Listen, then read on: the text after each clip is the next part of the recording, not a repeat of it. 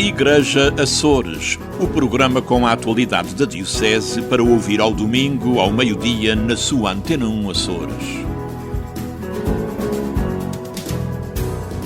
Olá, seja bem-vindo a mais uma edição do Igreja Açores. Neste programa vamos começar mais uma ronda pelas ouvidorias, agora grande parte delas com novos ouvidores, e começamos por Ponta Delgada. Hoje o nosso convidado é o Padre Marco Sérgio Tavares. Mas antes disso, vamos à atualidade da Diocese açoriana. Arranca este domingo a Semana dos Seminários de 2023. Não tenhas medo, serás pescador de homens, é o tema escolhido pelo Papa Francisco para esta semana. Nos Açores, a semana arrancou esta madrugada com uma vigília no Santuário de Nossa Senhora dos Milagres, na Paróquia da Serreta, na Ilha Terceira.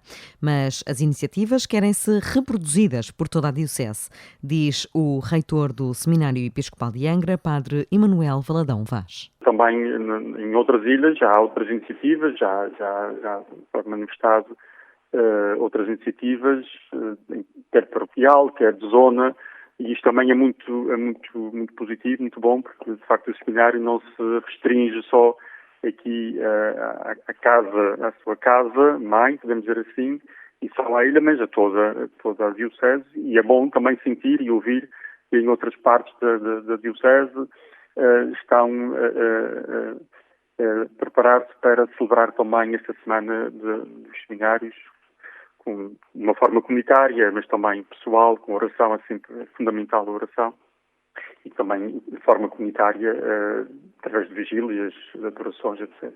O reitor deixa um apelo aos mais novos. Todos nós podemos ter receios aqui ou ali, mas julgo que quando nós acreditamos e quando nós queremos, de facto, também assumir alguns compromissos na vida, portanto, temos que arriscar sem medos e confiar também. E, acima de tudo, perceber que, independentemente do trajeto que vamos seguir, mas, acima de tudo, percebermos que sempre que nós somos capazes de arriscar naquilo que é a descoberta de nós próprios e sermos buscadores daquilo que são as respostas para as nossas inquietações e concretamente para aquilo que é o chamamento que nós sentimos, ficamos sempre a ganhar, independentemente daquilo que será o nosso futuro, mas é sempre um tempo propício, um tempo favorável, um tempo rico para nós crescermos humanamente, depois também espiritualmente, a nível da nossa fé, e também da fraternidade. Semana dos Seminários, num ano em que a instituição de formação sacerdotal nos Açores vive um novo momento. Esta proximidade, este acompanhamento regular com os outros externos e, evidentemente, aí também entram os párocos, a equipa, principalmente em São Miguel, a equipa vocacional, que está também a ter um trabalho muito importante neste acompanhamento, de grande proximidade.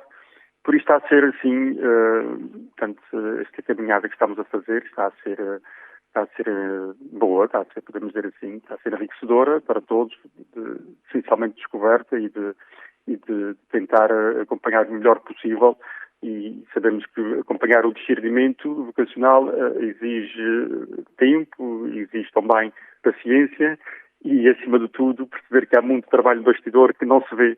A Igreja assinala de 5 a 12 de novembro a Semana dos Seminários. O presidente da Comissão Episcopal Vocações e Ministérios desafia os jovens a lançarem de novo as redes num mar de realismo vocacional, como fizeram na Jornada Mundial da Juventude. Terminou em Roma, a 29 de outubro, o Sínodo dos Bispos sobre a Sinodalidade. O relatório síntese e a Carta ao Povo de Deus foram os documentos resultantes da 16ª Assembleia Geral Ordinária. A reunião adia decisões importantes para o próximo ano, diz Monsenhor José Constância, pastoralista. Creio que o Sínodo em si foi um acontecimento bom no sentido de que, com chegas de todo o mundo, colocou a Igreja e abriu muitas portas para uma igreja sinodal. Recuperou-se a igreja como comunidade, primeiro que instituição e hierarquia. Portanto, volta-se a uma coisa boa, que é a teologia do povo de Deus. Agora, creio que, em parte, tudo se remete para o ano que vem, para a próxima sessão, digo isto relativamente determinadas decisões e problemas que estão mais em aberto, o que fez com que muitos grupos tradicionalistas na Igreja e até de média posição tenham respirado de alívio. E outros, de maior abertura, ficaram perplexos e, creio que mesmo desiludidos. O sacerdote defende ainda uma maior divulgação dos trabalhos. Este ano é um ano importante no sentido não só de seguir a sinodalidade nas diferentes igrejas locais, mas divulgar o que foi tratado lá dentro e que não veio no documento final. Segundo dizem alguns analistas, o documento final ficou muito aquém do que se tratou lá dentro. Portanto, o que pode salvar tudo é realmente tratar-se ou divulgar-se o que foi tratado lá dentro, e isto é que vai decidir o futuro da Igreja, porque problemas como, vamos agora para problemas fraturantes ou problemas atuais, como a unidade e descentralização da Igreja, a renovação do papado, a força da autonomia das igrejas locais, o problema da mulher e a ordenação de diaconisas, homens casados ordenados padres e o celibato opcional, atenção aos problemas da moral sexual, etc., ficaram todos sem nenhuma resolução, sem nenhuma decisão. Monsenhor José Constância acredita que o sínodo foi evolucionário, mas não foi revolucionário. Piedade Lalanda, diretora do Serviço Diocesano da Pastoral Social, lamenta que assuntos urgentes tenham ficado pendentes no Sínodo dos Bispos. Eu tinha inicialmente uma grande expectativa, uma vez que era revolucionária a presença das mulheres nesta Assembleia e a possibilidade delas votarem.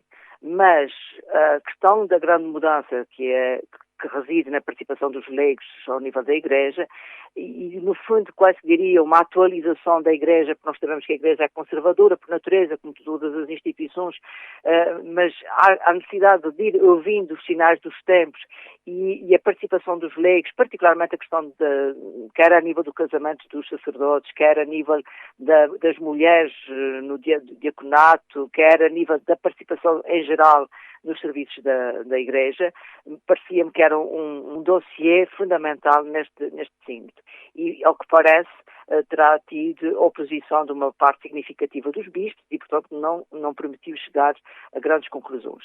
Por outro lado, fica um certo vazio quando nesta carta ao povo se diz que se espera que agora no próximo ano, no ano 23-24, os leigos e a Igreja do modo geral participem de forma a que em novembro ou no próximo ano, 2024, haja a segunda parte, a continuidade deste sínodo. Mas que caminhada se quer fazer quando à partida não se entende onde é que estão as dificuldades ou as zonas de conflito, o que é que não ficou claro, o que é que são ainda os obstáculos dentro da Igreja. Piedade Lalanda, socióloga, acredita que a Igreja saberá lidar com as atualizações, dando o exemplo da forma pragmática com que lidou recentemente com as questões dos abusos sexuais de menores. Na Carta ao Povo de Deus, há um pormenor que incomoda Piedade Lalanda. Quando eu li esta parte da carta que dizia que alguns sem-abrigo que vivem perto da Praça de São Pedro responderam que o que esperavam do sínodo era amor, mais do que a resposta que terão dado, a mim aflige-me que haja pessoas sem abrigo que vivam perto da Praça de São Pedro. Eu esperaria que a cidade do Vaticano, sendo uma cidade, um Estado dentro de um país, né, que tem as suas próprias leis, fosse um exemplo de integração e inclusão e que estas pessoas não tivessem que estar na condição de sem-abrigo.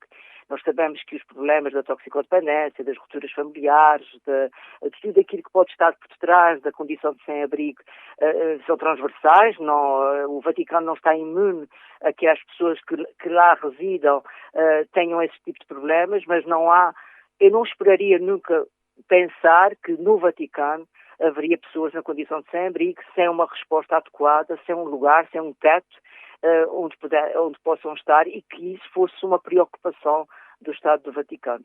Uma igreja de amor é o que espera quem nada tem. Uma chamada à razão espelhada numa carta publicada a 25 de outubro pelo Papa Francisco. A paz é possível desde que sejam implementados os dois Estados, Israel e Palestina, com fronteiras bem definidas. Para tal acontecer, a comunidade internacional deverá esforçar-se mais para mediar este acordo de paz, diz o cônego Jacinto Bento, diretor do Serviço da Mobilidade Humana e único guia português acreditado pelo Patriarcado Latino de Jerusalém. Para tanto, a comunidade internacional tem de se empenhar em mediar este acordo de paz, porque aqueles povos estão destinados, se assim quisermos dizer, a conviver juntos. Com a minha experiência pessoal e porque tenho amigos dos dois lados, quer no Estado de Israel, quer na autoridade palestiniana, posso testemunhar que todos anseiam pela paz e uma paz duradoura, porque efetivamente nota-se que aquele povo, de um lado e do outro, se sente cansado da guerra e querem realmente paz. Estão cansados de todos estes conflitos ao longo dos tempos. Para mim, não acreditar na possibilidade de paz na Terra Santa é não acreditar no que de mais sagrado há no coração humano, que é o desejo profundo da paz. Porque apesar das diferentes ideologias religiosas, todos têm algo em comum. Estes povos, por pessoas e povos crentes, judeus, cristãos e islâmicos, acreditam num Deus que é um Deus misericordioso e Pai, que apela constantemente à sã convivência e respeito pelos outros, nunca esquecendo que Jerusalém é a casa de oração para as religiões abrâmicas. Mesmo fora do cenário principal da guerra, a faixa de Gaza, os israelitas e palestinianos sofrem no dia-a-dia com o conflito. Os trabalhadores que habitualmente vinham da Palestina para Israel trabalhar, e eram muitos, da Cisjordânia, uns 500 mil aproximadamente, pois não podem sair, embora também tenha tido notícia que alguns palestinianos da Cisjordânia têm conseguido sair para o exterior, para o estrangeiro, através do aeroporto de Amman. O patriarca latino de Jerusalém, o cardeal Pier Batista Pizzaballa, ontem fez um forte apelo por escrito à comunidade internacional para serem solidários com os cristãos da Terra Santa, que estavam a passar por muitas privações, uma vez que não há turismo, uma vez que não há trabalho, e muita gente em Israel vive realmente do turismo. A última peregrinação portuguesa, liderada pelo padre Jacinto Bento, aconteceu de 3 a 17 de julho deste ano e, entretanto, 2 outras foram canceladas por causa do conflito, em outubro e já em fevereiro de 2024. Entre Vistas, com o padre Teodoro Medeiros.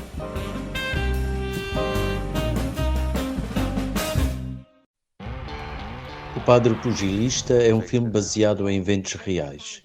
Centra-se sobre um pugilista que um dia decide ser padre católico, daí o título sugestivo. A existência deste filme deve-se à força que nesse sentido fez o conhecido ator Mark Wahlberg. Foi ele quem financiou o projeto, socorrendo-se também de Mel Gibson, outra celebridade dada a filmes religiosos. Mel Gibson contracena no filme, que é realizado pela sua companheira na vida real, Rosalind Ross. Trata-se, portanto, de algo que estas estrelas fizeram por gosto e não por dinheiro ou fama. O tema interessará a todos os que têm a sua fé como algo importante e que pode constituir espetáculo que educa e informa. Não se pode dizer que tenha a melhor estrutura narrativa ou que seja uma obra-prima do cinema, é necessário admiti-lo. Onde o filme brilha é no contar uma história diferente daquilo a que estamos habituados. E este Padre Stu é uma figura carismática, um homem com os pés assentos no chão.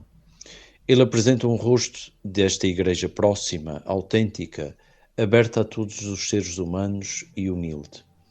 Tais características confirmam-no como o homem do nosso tempo, como instância da igreja menos preocupada com a sua própria estrutura e mais com aqueles que precisam de Deus na sua vida. Não é uma visão abstrata ou impositiva da religião, antes um exercício do ditado português que diz que Deus escreve direito por linhas tortas. O Padre Pugilista é, portanto, um filme que deve ser visto e sobre o qual se pode refletir em grupo ou individualmente. Também está disponível em DVD no nosso país. Bom visionamento, boa semana e um santo domingo para todos.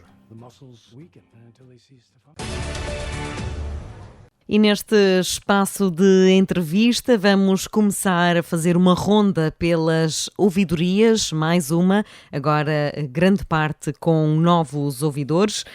Vamos conversar agora neste espaço de entrevista com o Padre Marco Sérgio Tavares, novo ouvidor de Ponta Delgada, eleito a 3 de outubro. O nosso convidado foi ordenado há 21 anos, é pargo de Santa Clara e São Roque e é presidente da Comissão Diocesana de Acólitos, dentro da Pastoral Litúrgica. É também ainda professor de Educação Moral e Religiosa Católica. Portanto, mantém todas estas funções e acumula como ouvidor de Ponta Delgada. Obrigada por estar connosco. Antes de mais, como é que recebeu esta nomeação, sendo ela através da votação de colegas? Ora viva, bom dia. Não deixa de ser ao mesmo tempo uma surpresa, mas também um voto de confiança por parte dos meus colegas, a maioria com quem já estou há 21 anos nesta ouvidoria, dado que desde que fui ordenado vivi sempre nesta ouvidoria. Comecei pelas Festeiras, Candelária e Ginetes, e agora ultimamente mais lá no fim da Zona Oeste, com Mosteiros, Várzea e também há algum tempo nas 7 cidades. Portanto, passei por aquelas 6 paróquias e, como disse, estou também há 21 anos na Escola Básica Integrada dos Ginetes. Para mim foi um voto de confiança, não briguei com eles, mas dado que tenho muita coisa acumulada e depois, como disse, sou o novo parco de Santa Clara e São Roque, que são 2 paróquias totalmente diferentes daquelas onde trabalhei até hoje, né? Dado que são ali 2 paróquias, uma quase citadina, a outra suburbana, e com problemas muito diferentes das zonas rurais. Como é que trata-se, portanto, da maior ouvidoria da Diocese de Angra, grande, urbana, e que inclui, aliás, o mais significativo santuário diocesano também? Que desafios, entre muitos outros serviços, que desafios maiores enfrenta esta ouvidoria do que foi vivendo até aqui e agora na condição de ouvidor? Pois, Ponta Delgada, como disse, é a maior ouvidoria da Diocese, né? Quer em termos de espaço, quer em termos de massa humana. Além disso, tem muitos serviços diocesanos cá sediados, que por um lado traz mais responsabilidade e ao mesmo tempo é um desafio, dado que, estando os serviços sediados, nós sabemos que é sempre muito mais fácil articular, fazer serviço em conjunto, trabalho de conjunto, etc. É uma ouvidoria muito grande, como disse, com problemas muito diferentes. Se nós quisermos falar de uma pastoral urbana propriamente dita, aqui é o melhor laboratório para o fazer, não é? Dado que Ponta Delgada é a maior urbe da Diocese. Mas também ao mesmo tempo tem outros desafios, onde há muita gente, também os problemas são maiores, não é? Em termos sociais, Ponta Delgada, comparativamente com o resto da Diocese, ou com um pequenino Corvo, uma Santa Maria ou uma Graciosa, é um monstro em termos de problemas sociais, no que toca principalmente aos sem-abrigo, o fenómeno da droga, o fenómeno de alguma bandidagem que também existe, não é? Alguma insegurança, mesmo dentro da própria cidade. E depois também tem a vertente rural, que já não é assim tão rural como era antigamente, dado que a mobilidade hoje é diferente e a maioria das pessoas que, por exemplo, vivem desde Mosteiros até às Feiras, que é chamada a Zona Oeste, praticamente fazem uma romaria diária. Eu que todos os dias vou para a Escola dos Ginetes daqui debaixo de Ponta Delgada, fazem uma romaria diária, dada a concentração do emprego, propriamente dito, em Ponta Delgada. Em termos religiosos, pois Ponta Delgada também tem as suas especificidades próprias, como disse, tem o grande polo religioso dos Açores, que é o Santuário do Senhor Santo Cristo, que não é apenas de Ponta Delgada, não é apenas de São Miguel, há um santuário diocesano, basta ver a proveniência dos peregrinos, isso também se notou bem este ano, dadas que foram eliminadas os constrangimentos da pandemia. O Senhor Santo Cristo é um santuário diocesano e que vai para além da diocese e da região Açores. Isso só nos traz mais desafios. Há que ter um outro olhar para a pastoral do acolhimento. Ainda outro dia nós estávamos em reunião da zona dos padres da cidade. Estamos a ver cada vez mais a necessidade de oferecermos alguns serviços pastorais e mesmo em termos de oração no que toca à Eucaristia, alguma Eucaristia em língua inglesa, para atender vários pedidos dos hotéis, do turismo, que já não é assim tão sazonal e que já vai ganhando alguma estabilidade por cá. Isto só para falar de alguns desafios, não é? É preciso começar esse diálogo também com o turismo? Sim, cada vez mais. A pastoral da mobilidade hoje não é uma pastoral sumenos, dado que, para já, é o maior aeroporto da região, não é? Os voos diários não têm sentido uma grande diminuição. O fenómeno do turismo marítimo também está cada vez mais em voga, né? Dada a grande atracagem de cruzeiros também cá e também no Faial e também na Terceira, não é? Penso que é uma pastoral que é preciso incentivar, melhorar e cuidar cada vez mais. Nós ficamos aqui em Ponta Delgada com esta preocupação de oferecer algum serviço religioso em inglês para começar muito brevemente. E como é que ele será posto em prática? Já tem algumas diretrizes? Para já era preciso arranjar algum colega sacerdote que dominasse bem o inglês, né? E isso, na reunião, já ficámos mais ou menos entendidos. Será uma celebração num lugar fixo, para também ser dado mais a conhecer, especialmente nas unidades hoteleiras, onde vamos colocar essa informação, e mesmo à chegada do porto e do aeroporto. Não nos pode adiantar a paróquia específica? Em princípio será num lugar mais central, será na matriz de Ponta Delgada. Relativamente aos sem-abrigo e à questão das toxicodependências, a Igreja está a preparar algum tipo de auxílio extra para esta que é, para já, o núcleo maior desta preocupação? É a ouvidoria eventualmente mais fustigada por estas questões?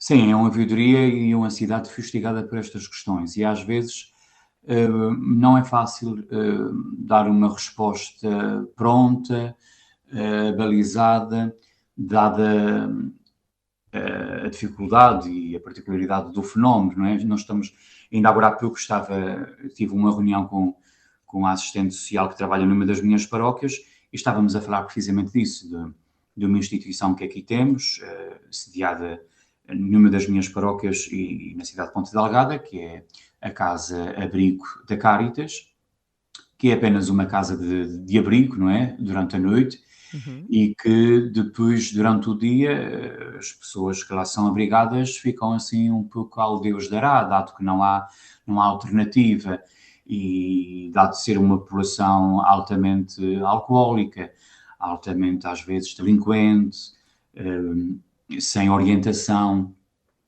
sem querer também mudar hábitos, né, e rotinas, não é fácil prestar este auxílio. No entanto, nós temos muitos centros sociais paroquiais, que algumas valências também dão apoio, mas é preciso haver uma ação mais em conjunto.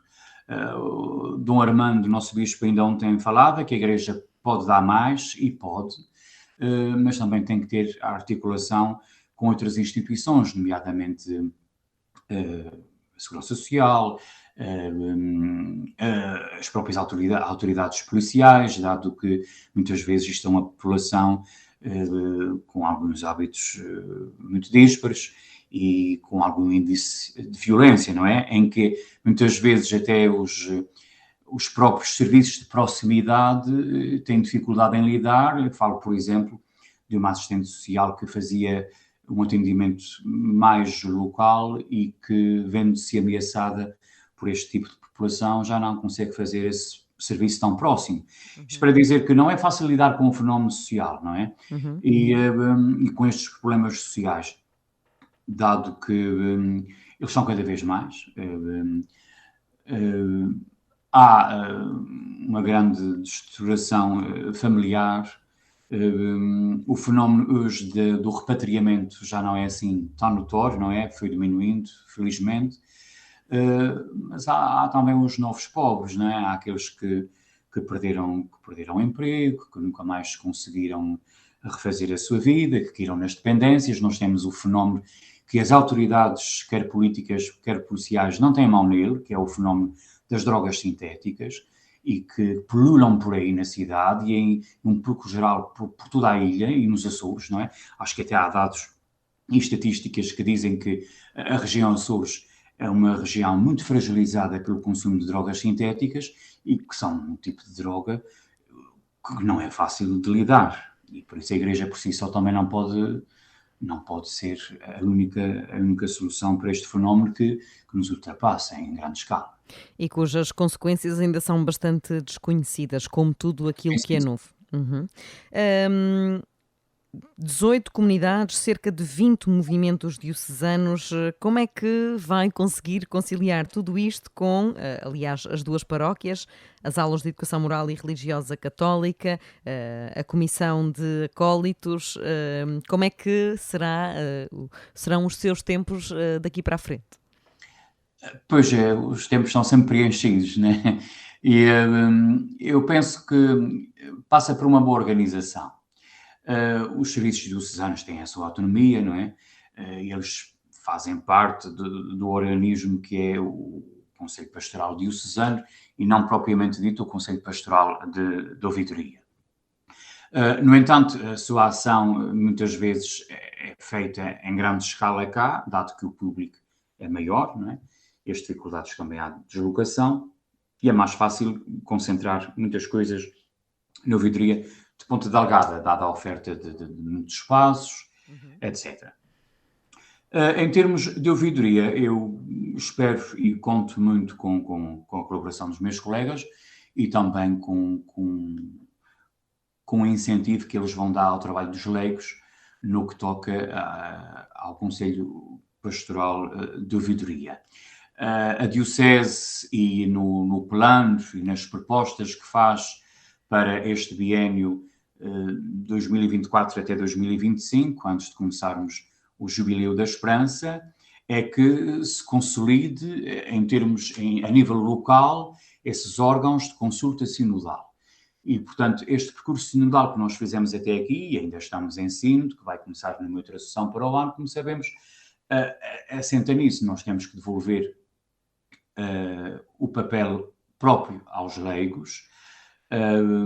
O Conselho Pastoral de Ouvidoria não é uma referência para o tudo diocesano, mas funcionou até aqui.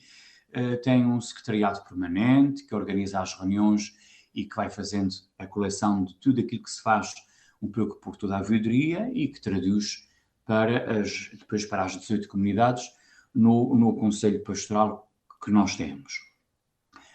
O serviço diocesano a que eu assisto dos acólitos também funciona bem. Nós somos solicitados para várias formações, já temos algumas marcadas também para várias ilhas da nossa diocese, e vamos fazendo aquilo que é possível, não é? E como é que arrancou o ano pastoral para o serviço de acólitos? Pois, não, o arranque propriamente dito, em termos de diocese, vai acontecer no Domingo de Cristo Rei, não é? Quando for lançado o plano da diocese para todas as ilhas e para todas as paróquias. Nós, por causa da pandemia, estivemos parados com a grande atividade que era a peregrinação diocesana de acólitos. A última que aconteceu foi na Ilha Graciosa, depois meteu-se a pandemia, né, com todas as restrições e mesmo restrições de viagens. Depois também, em termos de região Açores, ficámos sem o transporte marítimo para algumas ilhas, o que dificultou também as viagens deste grupo de acólitos, né, que na maioria são jovens e também muitas vezes de algumas famílias com problemas económicos. Mas estou bem a crer que este ano tudo será melhor. Nós já temos a nossa peregrinação diocesana para o fim do mês de julho e será na Ilha de São Jorge. E esta tarifa Açores, em termos de transporte aéreo, creio que vai ajudar a juntar mais jovens, e mesmo os programas de mobilidade que há em termos governamentais também irão ajudar a que alguns grupos que ainda não participaram possam participar. Temos ações de formação também programadas para a Ilha de Santa Maria, a realizar-se também na Ilha Terceira e também em algumas ouvidorias aqui da Ilha de São Miguel. Como somos a Ilha Maior, talvez vamos fazer um dia de ilha, de encontro com estes ministros do altar. Na próxima semana vou também participar num plenário que vai haver em Fátima, do Serviço Nacional de Acólitos. Normalmente, na peregrinação nacional, que é no 1 de maio, vai sempre 1 ou 2 grupos representativos da nossa diocese e, em princípio, também iremos ter uma representação diocesana na peregrinação internacional que vai haver no verão em Roma. E no arranque do ano letivo, como é que depois de um verão onde os jovens estiveram no foco, os jovens do mundo inteiro, mas particularmente os jovens portugueses estiveram no foco da Igreja, como é que vê o pós-Jornada Mundial da Juventude nos seus alunos? Pois os meus alunos são mais novinhos, não é? Vão do 5º até ao 9º ano.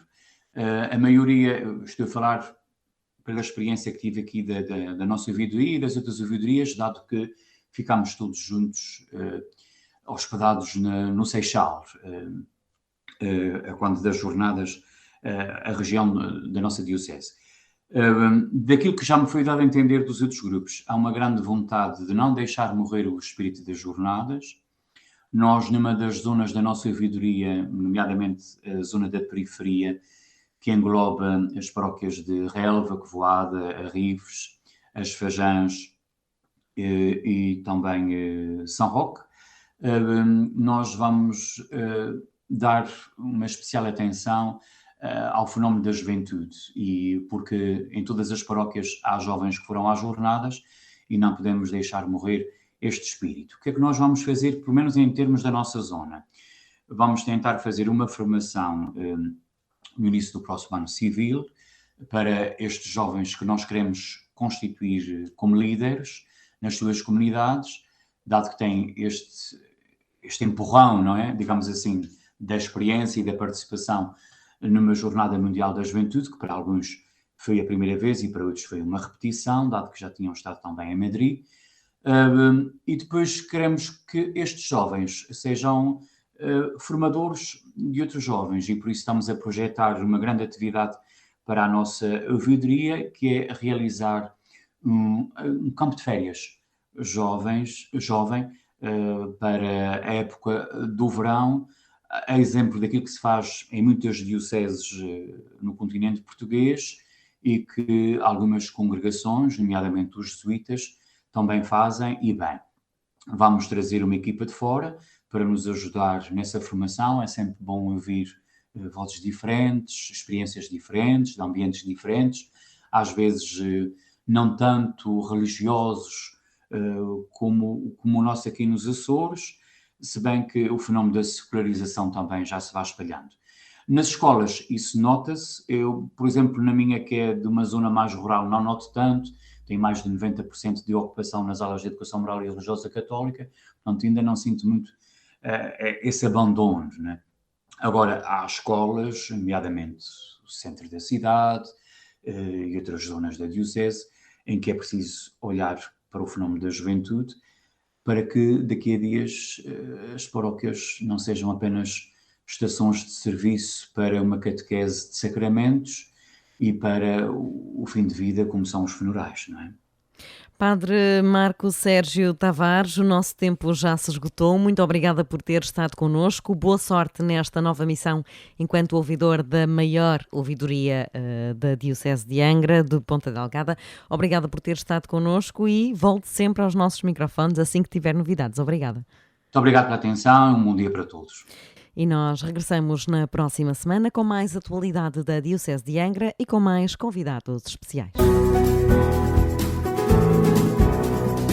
Igreja Açores, o programa com a atualidade da Diocese para ouvir ao domingo, ao meio-dia, na sua Antena 1 Açores.